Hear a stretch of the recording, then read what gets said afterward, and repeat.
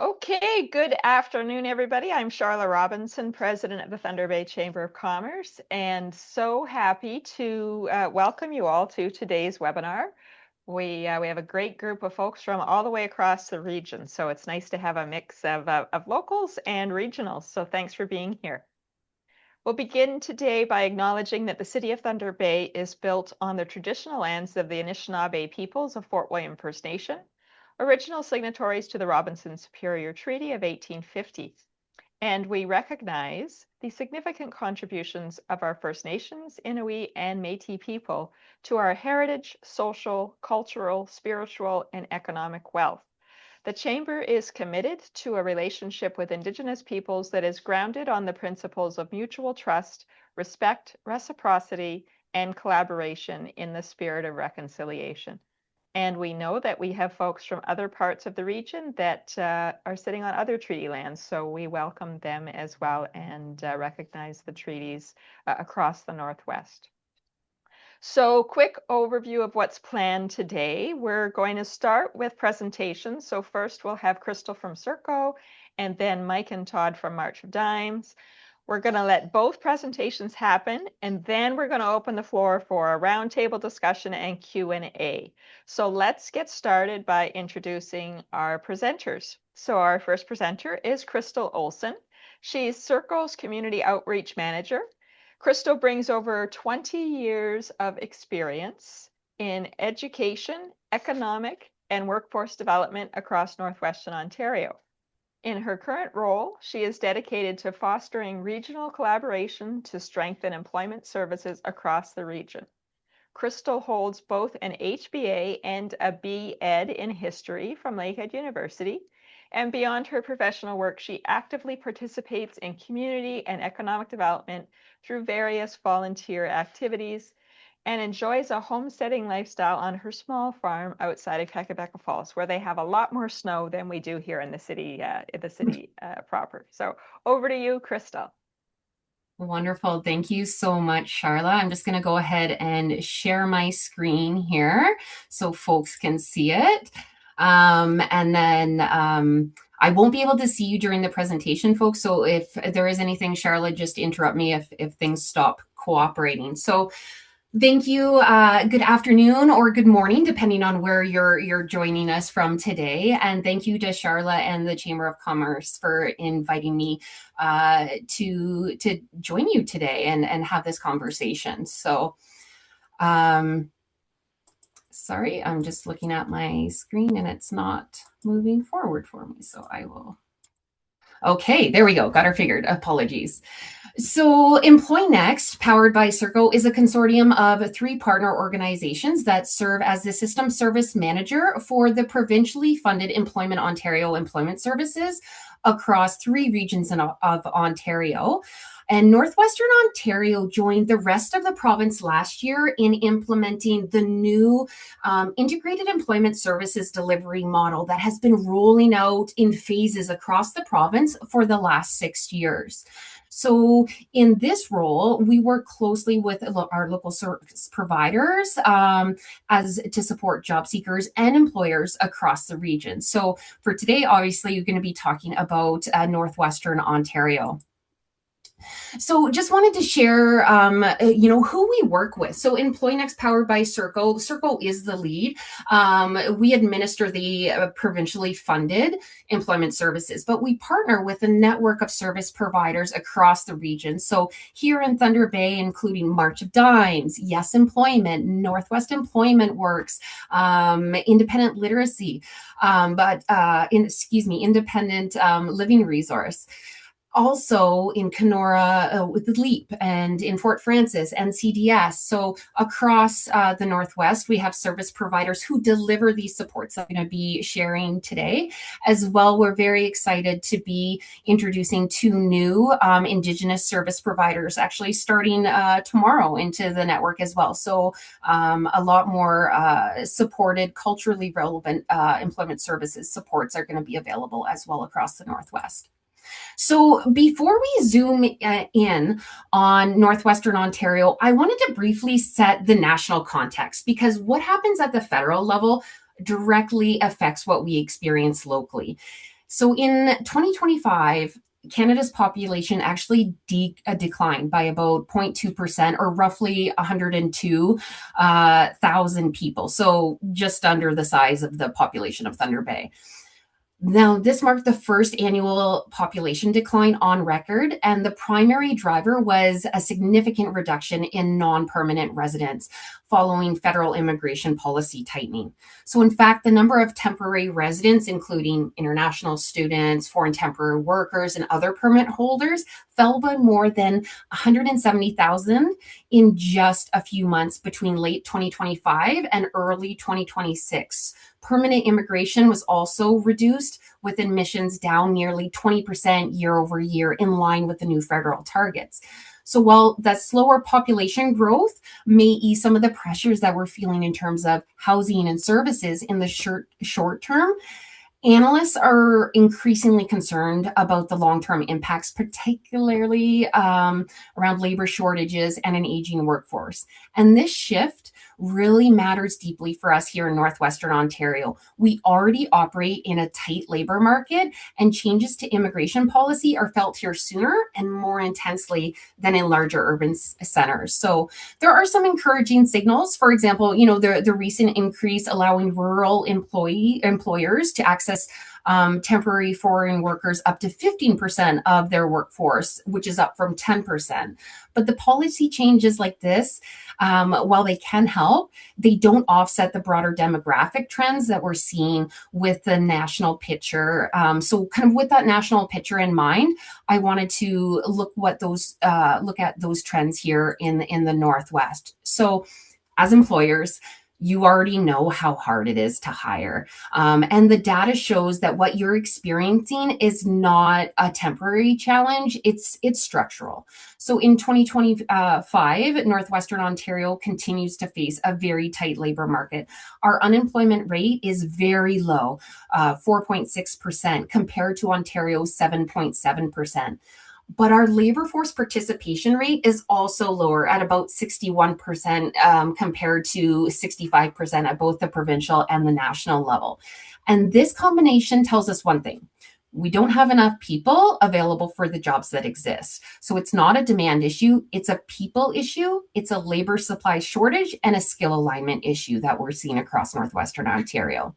So our workforce is aging quickly, and retirement-related vacancies are increasing across trades, transportation, healthcare, and public services, all sectors really.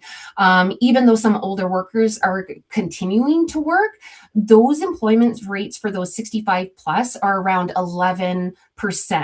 So, but that's not nearly enough to replace those that are leaving the workforce.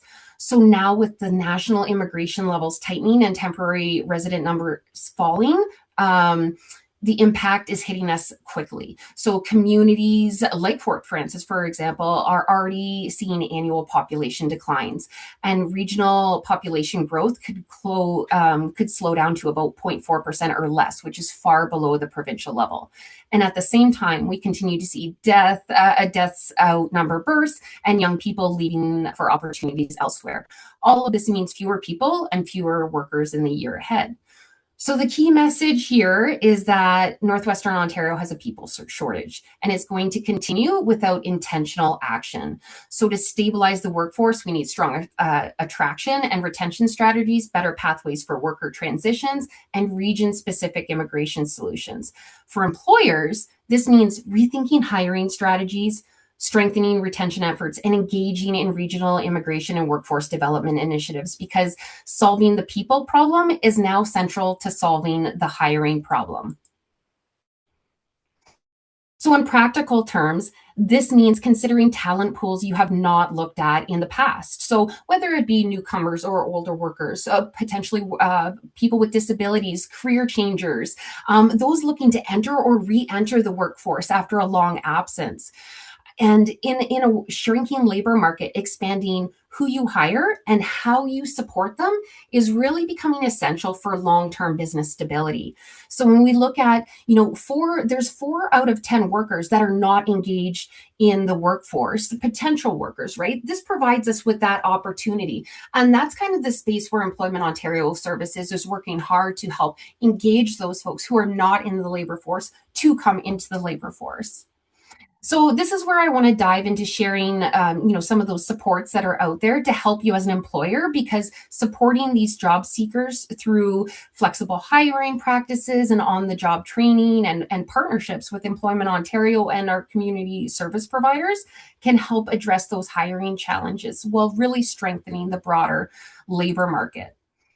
So this kind of provides an overview of a job seeker's pathway, but this really shows the supports that are there to support you as well. So Employment Ontario services are free to access and eligible to all eligible job seekers, which means employers can tap into a broad and diverse talent pool.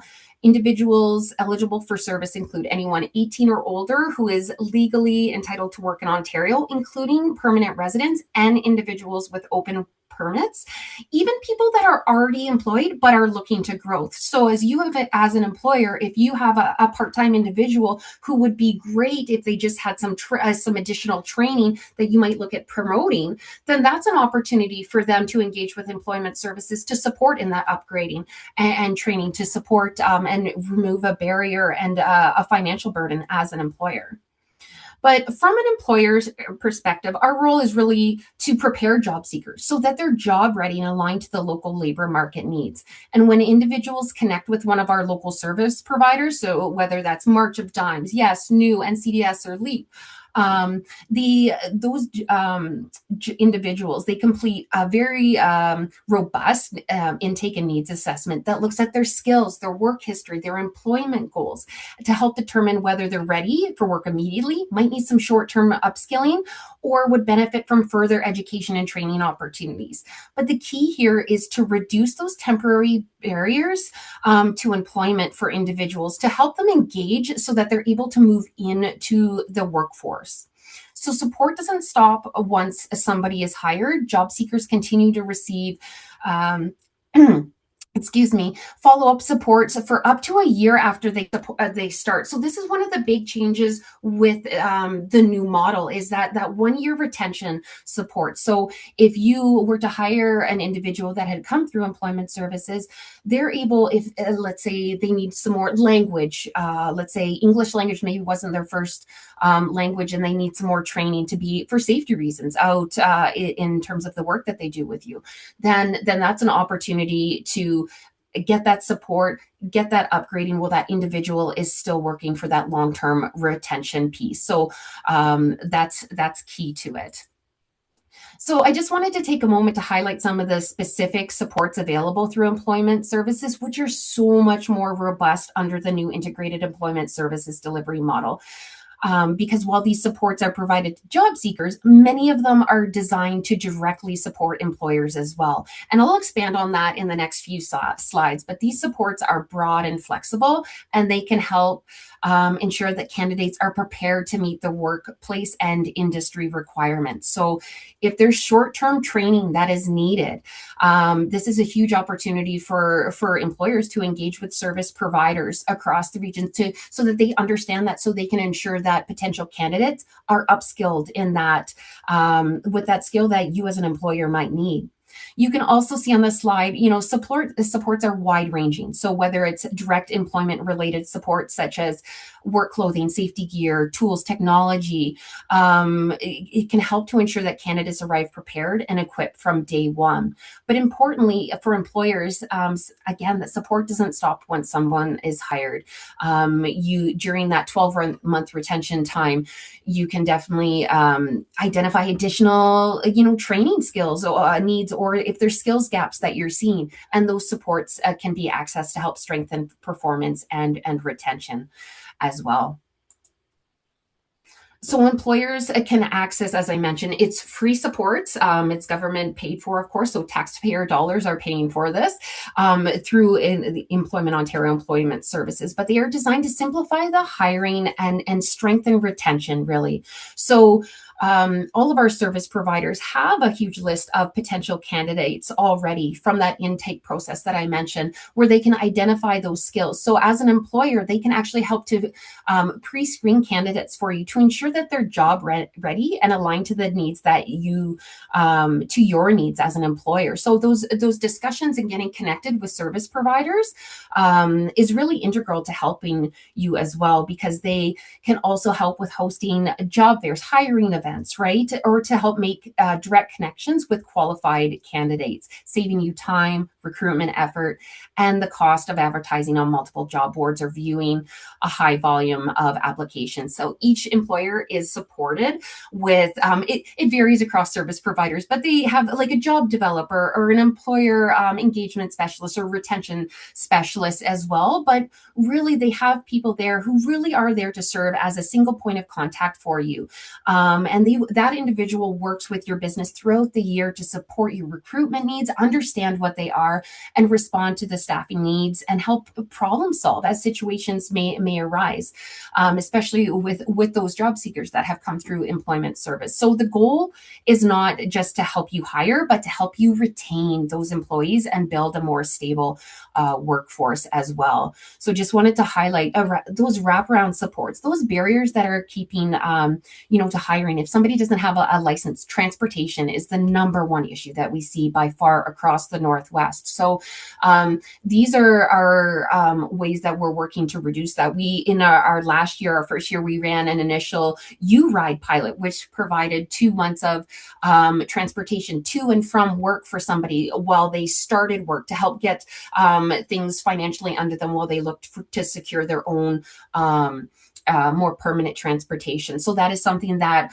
we're going to refocus and launch here again in Thunder Bay, and hopefully build out into the region as well this year. So a lot of different supports, as you can see, but it's about, whether it's wage incentives to offset some of those training on onboarding costs. Having that conversation with a service provider is certainly going to open the doors to what is available to you. So I will leave it here before we turn it over to our next folks. But that is it for me, and I will stop sharing. Thank you so much. Looking forward to the discussion. Awesome. Thank you so much, Crystal. So our next speaker is Todd Kennedy. He's the Skills Development and Employment Lead with March of Dimes Canada here in Thunder Bay, with more than 40 years of experience in the social services sector. I think Todd started at the age of 4 or 5, right? There you go.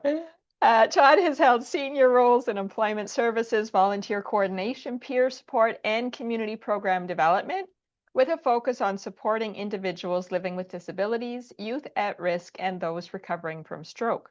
Todd brings deep expertise in pre-employment preparation and life skill development, helping individuals identify goals, strengthen job search strategies, and build workplace readiness. Todd works closely with his team and community partners across the province to deliver responsive, client-centered programs that promote inclusion and long-term success. Over to you, Todd. Hey, good afternoon. Also, I have my colleague of 26 years. We've got Mike Blackwood, who's our manager of employment services as well. And we're going to kind of tag team some of the things that we do here in Thunder Bay and in the region as well. Thank goodness for technology that allows us to do that, right? So we'll share along some information here that hopefully my technology is working with everybody, and that we'll be able to carry on. So I'm not sure if everyone knows what March of Dimes is and what we're all about, but again, we are a national organization, and in early years, it was Ontario March of Dimes. Our focus, again, is working on championing equity and empowering ability, and that has been our mantra for a very long time. Not only working with individuals living with disabilities, but also injured workers, to working with individuals that have lived through stroke, polio, brain injury, and so on as well. And to really continue to be a strong advocate for individuals living with disabilities in the entire spectrum of employment and personal life, so that they can live and thrive in their communities. So I'm going to hand things over to Mr. Blackwood here to be able to share some information about some of the work that we do in our employment services area. Yeah, hey everybody, Mike Blackwood here. Yeah, historically, March Times Canada is a disability organization supporting people with a whole gamut of barriers. and supports as needed. Some facts: 16% of the world's population have a disability, or 1.3 billion people. That's a huge number. 27% of Canadians, or 8 million people, have a disability or live with a disability. 28% of Ontario population has, 4.4 million live with a disability. 20% of Canadians with youth have a disability. You can see the track here. 53% and 70% of Canadians are impacted by a disability. So to share that with everybody on a general level here in Thunder Bay, 1 out of 3 people that you know or work with you or in your family, 1 out of 3 people have a disability or live with some sort of barrier that is recognized. So that being said, is that most people that are in the workplace are working and are very successful working at current jobs, and are very successful with their employment journeys. Next one. March Times Canada, we want to engage talent with everybody who has a disability or barrier. It's another source of qualified candidates, everything from entry-level jobs all the way to helicopter pilots. We have a prepared workforce. 50% of people who have a disability have post-secondary degrees. This is trying to get away the myth of people with disabilities, what they can and can do for your business. Increase productivity. Businesses practicing inclusive hiring have a 72% more employee productivity rate. That's huge. Increase innovation. People who have a disability are problem solvers, agile, persistent, and are willing to experiment.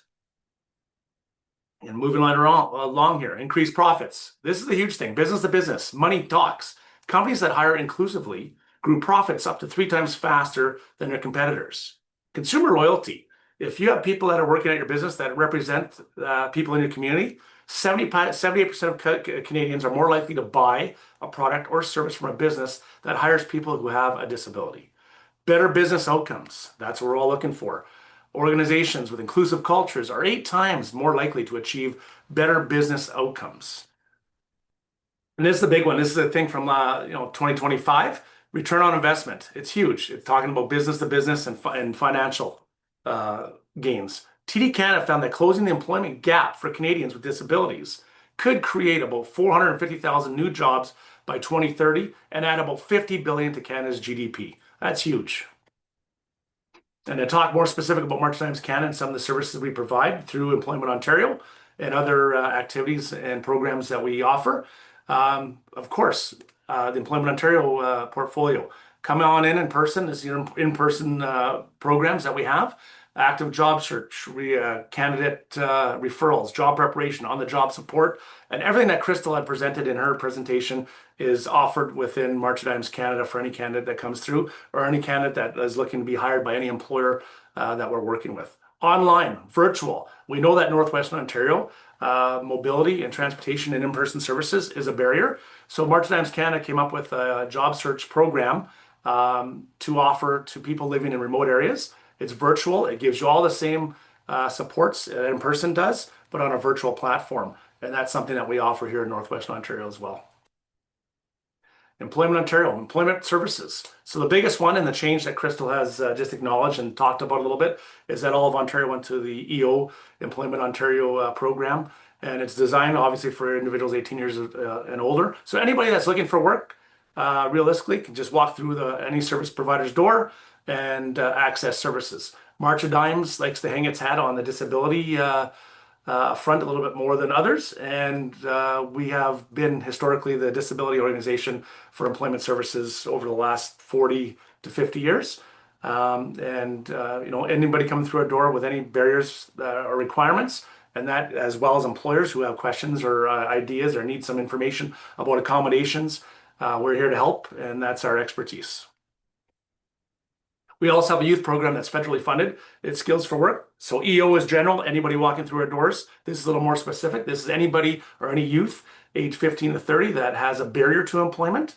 This is a 5-week in-class paid training program where you come to class and you learn everything from A to Z on your journey to employment.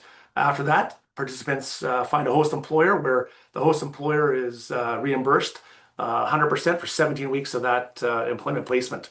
And usually 9 times out of 10, when a match is made, the employer and the client, go on to long-term employment. Last but not least, I'm not sure if this is a well-known fact out in Thunder Bay in the community. We are the service provider for WSIB placement services in Thunder Bay and Northwestern Ontario. So not only do we see the front end and the hiring and the upfront stuff, we see individuals that are their journey to employment or their employment has been disrupted by injury or a workplace occurrence. At the end of their journey, they come back to us for retraining, to go back to their pre-employment, pre-injury employer, or to go back to school, anything that individual needs to go back to work. And the quicker they go back to work, the more successful they are. I think that's it for my part of employment services. One other thing I just want to add there is that really anybody walking through our door, we all have barriers, we all have things that we do well, and we want to acknowledge that hiring people with disabilities is relatively easy. Nothing changes in the journey, or there's no scary things to consider when you're hiring someone with a disability, and that's what we're here for. We're here to talk about those concerns. And we always look at the person's abilities rather than their disabilities. And consider individuals coming through your door that have a barrier or a disability as a solution to your need. It opens up so many more hiring opportunities and candidates that you can consider when you're hiring. Thanks a lot, guys. Appreciate it.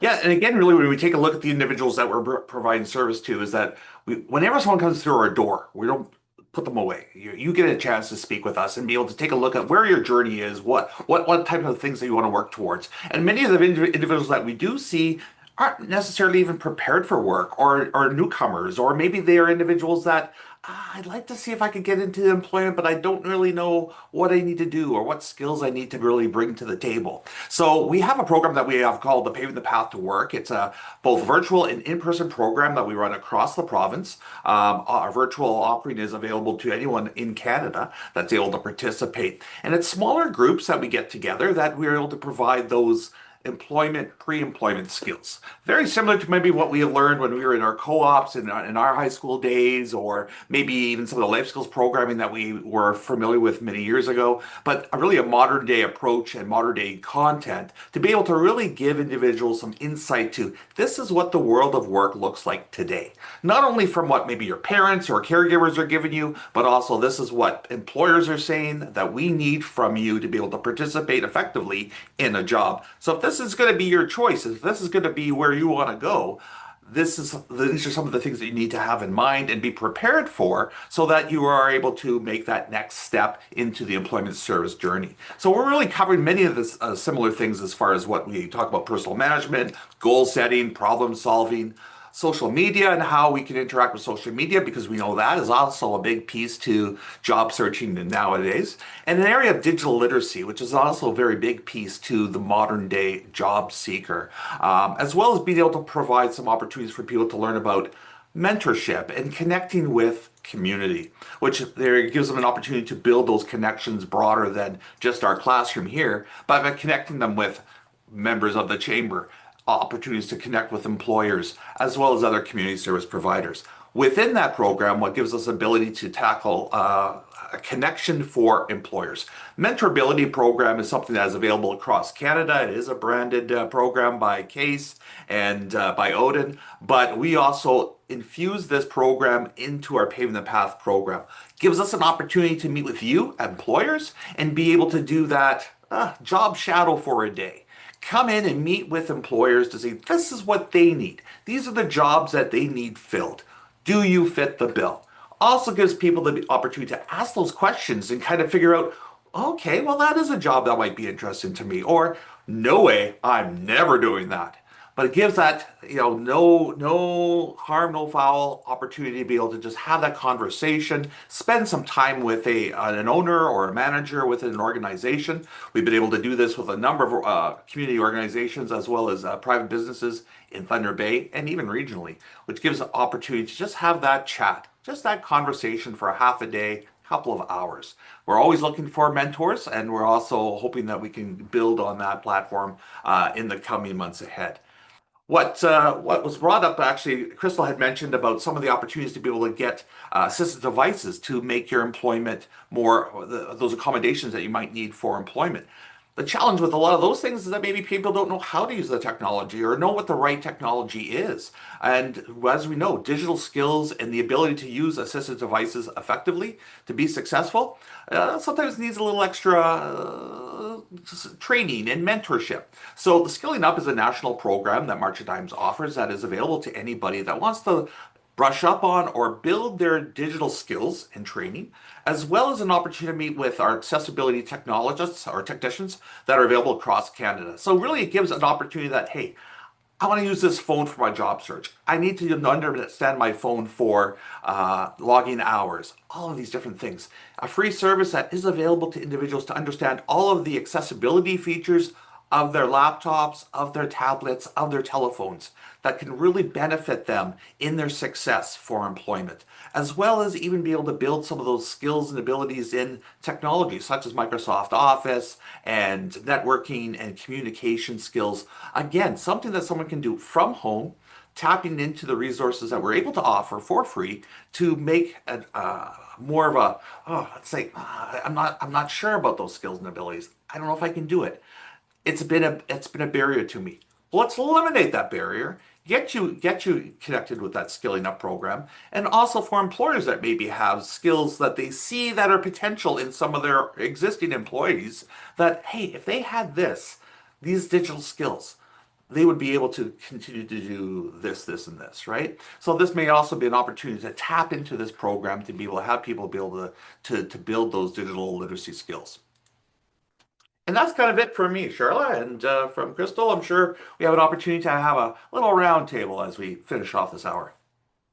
That's awesome. Thanks, Todd and Mike. So yeah, it's open now for questions. And if you have a question for Todd, Mike, or Crystal, or if you just want to talk about maybe a challenge you're having with your hiring, with retention, a trend you're seeing that you're not quite sure how to address it as an employer, we've got some great expertise here to help with that. So feel free to either raise your hand if you can find the little button, which should be on the bottom of your screen under React, or just turn your microphone on and say hey, and we'll pass it over to you. So who wants to go first?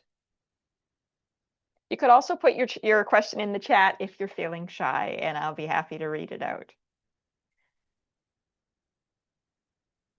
So I have a question. If you're an employer that has an applicant but hasn't yet hired somebody, is it possible to send that job applicant to Serco Employ Next or March of Dimes before you've hired them so that they can get some of that additional support?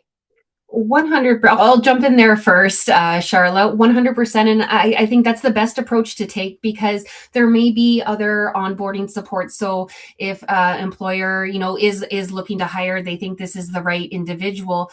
That individual might need.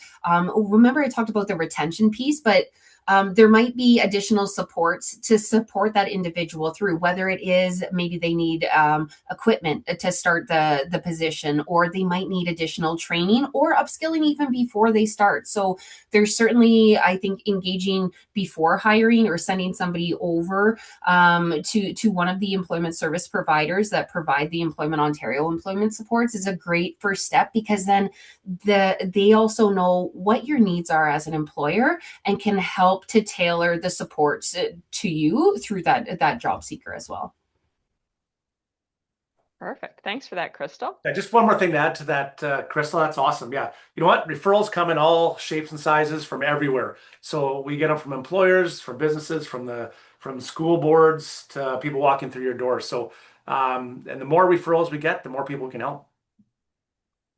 Awesome. Elizabeth, go ahead. Hi, can you hear me okay? We can. Okay.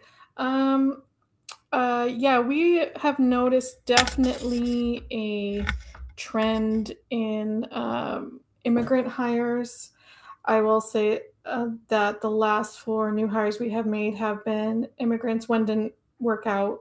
But I'm wondering, in the integrated employment services, or if anyone else knows of any type of services that provide like free, preferably free, or if not, but skill assessments, particularly like language or attention to detail skill assessments, and if that's something that is being provided somewhere.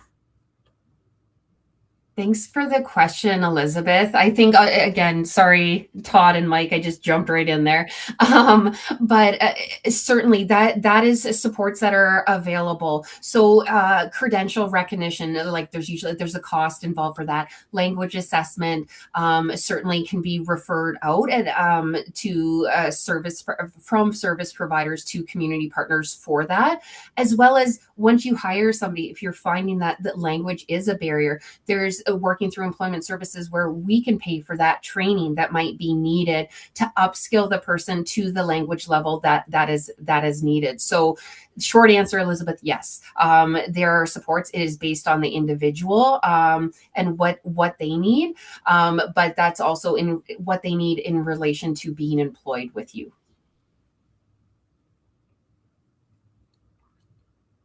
Great question. Thanks, Elizabeth.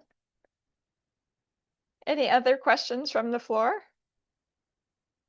I'd love to hear. Go ahead, Allison. Go ahead. Yeah, I have a question for March of Dimes. So I guess what is the best process? So I'm an economic development officer in Kenora and work with employers to help with their workforce development needs. But does it make sense for people to be in touch maybe first to learn about programs and opportunities, or does it make sense if they have someone that they're looking to hire to then be in touch? I guess I'm looking for like a best practice to ensure that they're engaging with your organization when appropriate.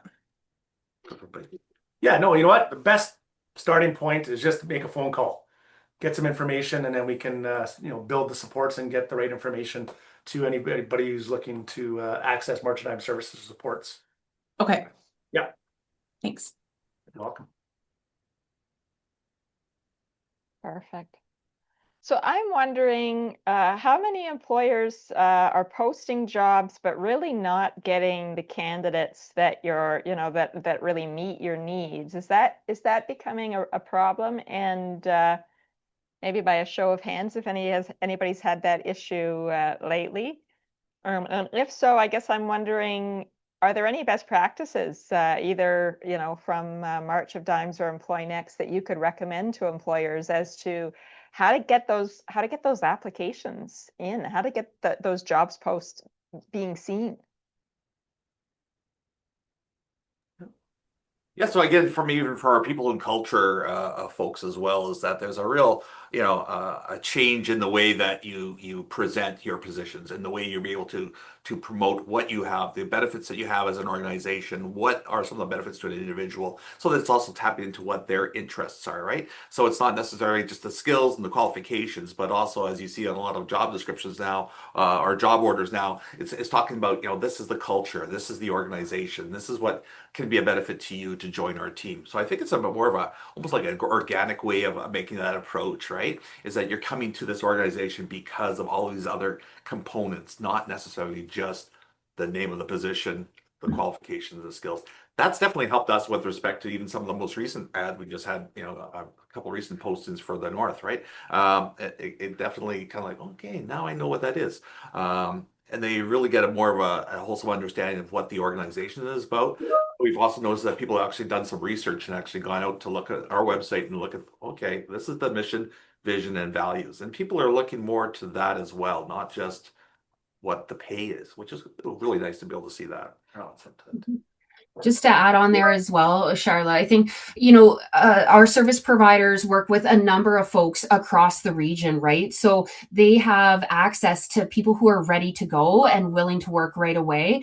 And that's a talent pool that, might not be looking at Indeed. They are connecting with the service providers because all the service providers have a job bank, whether it's on the board and all the postings, the local postings. And we're finding that, I know across the network, a lot of our service providers, they're saying employers are getting tired of Indeed because of the ghosting that might happen, or people not getting back, or getting way too many applications. So I think engaging locally is going to help you access that local talent. But by engaging with like EmployNext across the board, we can access talent who might be living in Marathon but willing to move to Thunder Bay, or in Red Lake and willing to move to Kenora for an opportunity, right? So we can share that across, and those opportunities across the region, so we have kind of that more holistic workforce to pull from, because we do have that we have lower numbers, right? And just one more thing to add to that too. This is a big conversation piece. We could probably talk about this for hours. That's such a great question. The big thing about like talking about Indeed and social media and all those things, when employers put on a job description, they put a wish list of about 100 different things they want this client or this person, a candidate, to have. That scares probably so many people away, thinking, I'm not qualified, I can't do that. So what I tell employers is put your must-haves. What are your top 3? If you need a driver's license, say you need a driver's license. But a lot of the fluff and stuff that goes into a job ad is just that's exactly what it is.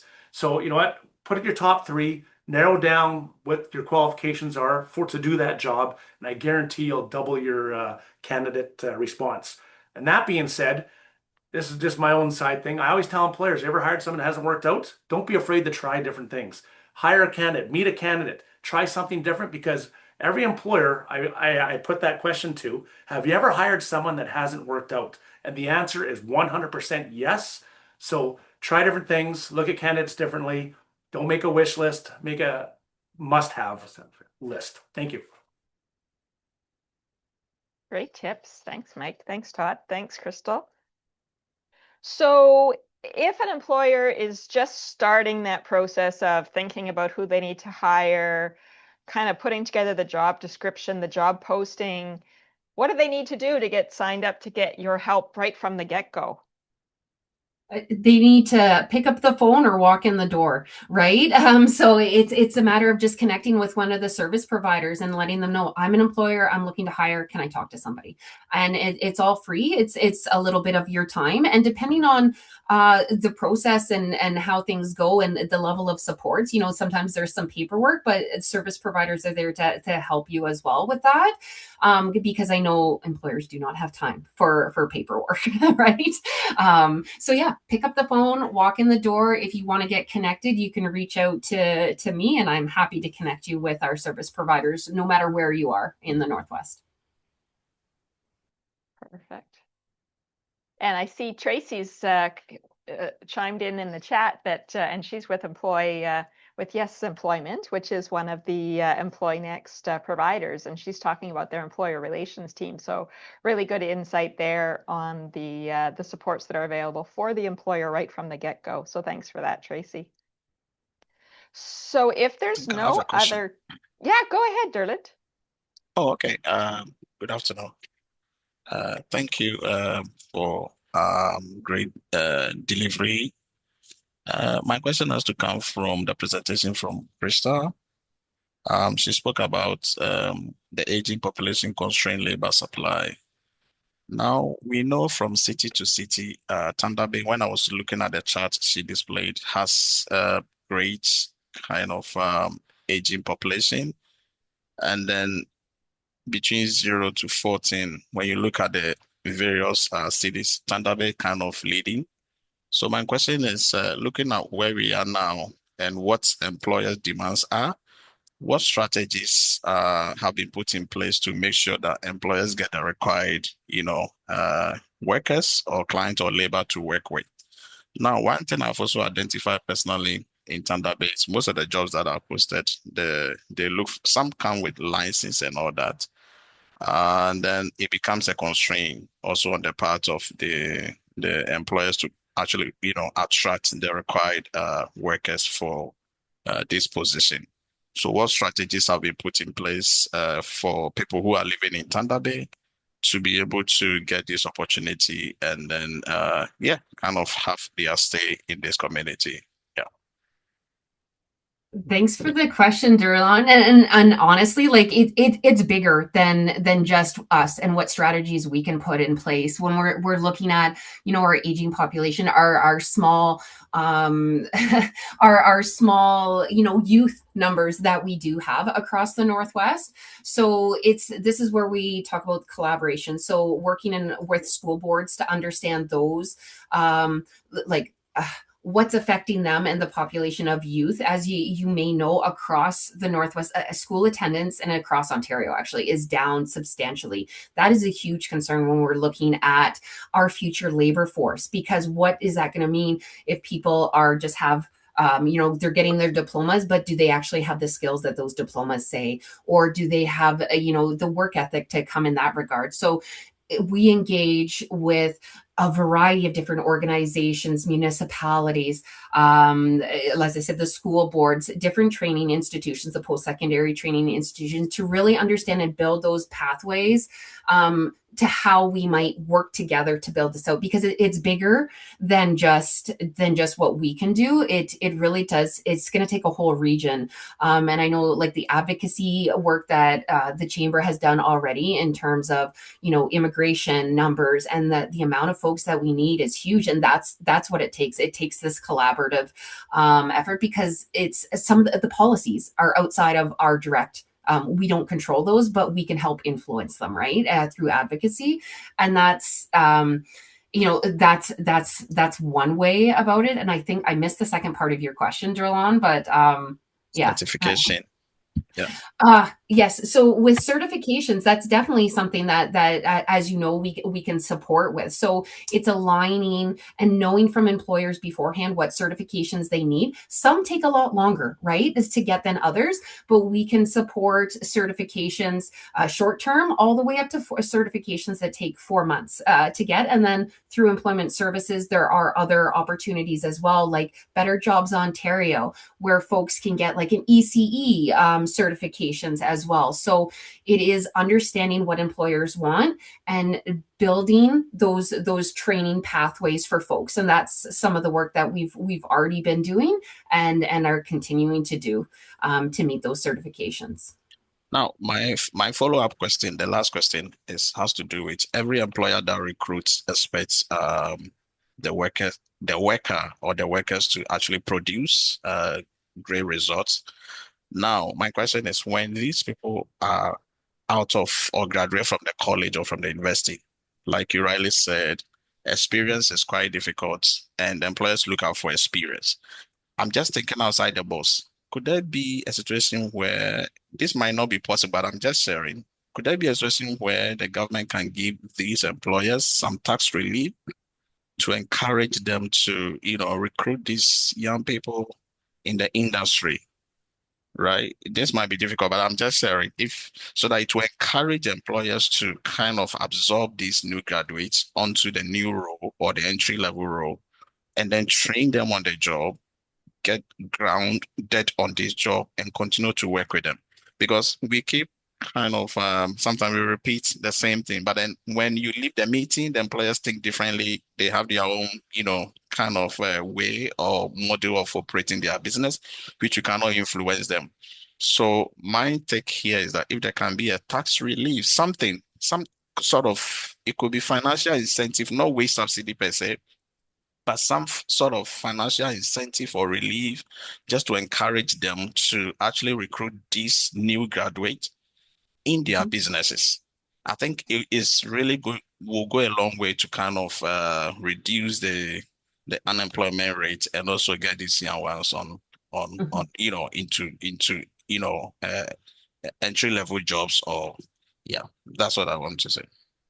No, thank you for that. You touched on a few things there, and I think certainly, like through employment supports, we can support with placement dollars to help encourage that. But you're right, there's a broader awareness piece. The labor market has changed, right? It's not the same as it was 20 years ago, where you know you hire somebody off the street, and a lot of the time they have some of those skills already built in. It's the interpersonal skills that are sometimes lacking. So it takes, because we're in a different place. in a different time now where we don't have those built-in social mechanisms like high engagement in social clubs and things like that. All of these trickle-down effects are affecting our future generation, right? In terms of how they work. So there is a broader awareness piece that just to recognize that the labor market has changed and the folks that are entering the labor market have changed as well. It's not the same as it used to be, but 100% agree. If there's something the government can do to support, that's a great advocacy piece. I think from our end in employment services, there is a little bit there in terms of that we can support with placement dollars for an employer to take on that opportunity, where it's risk-free for them because the funds are being paid through employment services to help with that onboarding to see if it's going to work. But yeah, I'm not sure if Todd or Mike have other suggestions, but I agree. There's a lot more that can be done to support. It's just advocating for that. Awesome. Yeah. No, great questions. Those are all things. Those are timeless questions with answers that are always evolving. Since I've been in this for 27 years, that question's come up since day one. You need experience. Put the house horse before the cart kind of question. And sometimes it gets solved, sometimes it doesn't. Think about university and college. They create programs based on future job needs. Teaching back when I was in university, teaching was huge. But if you would have graduated, and I took a 4-year program, if you would have graduated out of teaching, by the time you came out of that program, there was no teaching jobs. So it's always a fluctuation in careers and jobs and people looking for work at the same time, apprenticeships, etc. So I think Crystal is right. It's a collaboration between service providers, Employment Ontario, government. All the stakeholders have to come together and do a best guesstimate on what is needed and to put those resources together at the same time because it's always changing, it's always fluid, nothing stays the same. So this is if there's a crystal ball, Darylyn, that'd be awesome, but there's not. So your question's fantastic. I think the best way forward is all of us to work together and employers being a big piece of that. Employers need to be a big piece of that solution. So, the work continues. Thanks, guys. And that's part of it too. When you look at the relationships that all of these EO providers are also engaged in, connections with the apprenticeship programs and the unions. I mean, it's much more of that collaborative approach. I mean, we've seen that even with some of the work that we've done in some of our smaller programs, like working with the RFDA in our Food Kitchen Essentials program. Right now, that is a small little program that we're working with them and adult learners from Lakeland Public School Board, getting skills that will be beneficial to take to working in the kitchen and working in cooking. So there's a lot of different things that are happening that we want to be able to be on the pulse of what's happening in our community. And that's why you'll see all of these service providers we're all linked. We all know each other. We're all friends, I think, right, Tracy? We have those connections, and it gives us the opportunity to collaborate on different things and different ways to be able to assist the employers and be able to provide that support. The work that even the Luna has recently done with women in the trades and basic skills training. It's not even necessarily the union related, but they saw a need, they went for funding, and they were able to provide that. So I think if not in the ability to be able to make that connection with government officials right now to have those tax savings or tax breaks, we're definitely doing within our wheelhouse to be able to build those relationships up to be as much of a support as possible to employers to give them what they need for skills. Great. So I think this is a sort of a good segue to reminding about some of the programs that are available for internships through the Northern Ontario Heritage Fund and FedNor. So they're built exactly for that, to try to provide an employer with a significant subsidy.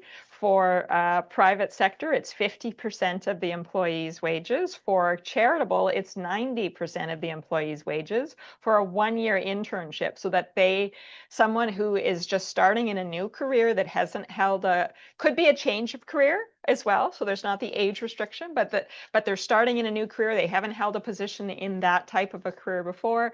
That helps with that training and helping them to, grow that career, whether they're just coming out of university or college or whether they're doing a change of career. So certainly encourage folks to look to NOHFC and FedNor for those internship programs. And We did do an NOHFC webinar last month, and so that webinar recording, if you're interested in finding out more about NOHFC programs, is available on the Chamber's YouTube channel. So just a reminder of that. So I want to thank Crystal, Todd, and Mike for their presentations this afternoon. If anybody has any questions, certainly feel free to reach out to any of them. Maybe, guys, I'll get you to throw your email addresses into the chat. And also, if you're out in the region, feel free to contact your Employment Ontario office and work local with your local providers as well. Before we conclude, I'd like to highlight a couple of upcoming events for the Chamber. So on April 8th, that's next Wednesday already, I can't believe it, Thunder Bay Hydraulics will be hosting our Inside Industry event. It's open to Chamber members. It's a great morning pop-ins. Get to see inside an industrial business, and we provide coffee, and you get to learn about some of the neat businesses that are operating here in our community. Our next webinar in the Small Business Solutions series will be on April the 28th, and the session will be all you need to know about health and safety. So mark your calendars for that, and definitely watch for a registration link coming next week. And then finally, the Chamber's Business Awards of Excellence is happening on May the 14th. Tickets are on sale and going quickly, so if that's an event that you're looking to be at, don't forget to register. So for any information or to register for any upcoming Chamber events, you can find it on our website, tbchamber.ca. And thanks everybody for your participation today. We have recorded the session, so we will send out a link to the recording for those of you who maybe wanted to go back, or if you know somebody that this would be helpful for. So thank you so much. Have a wonderful afternoon. Drive safely in the snow. Take care.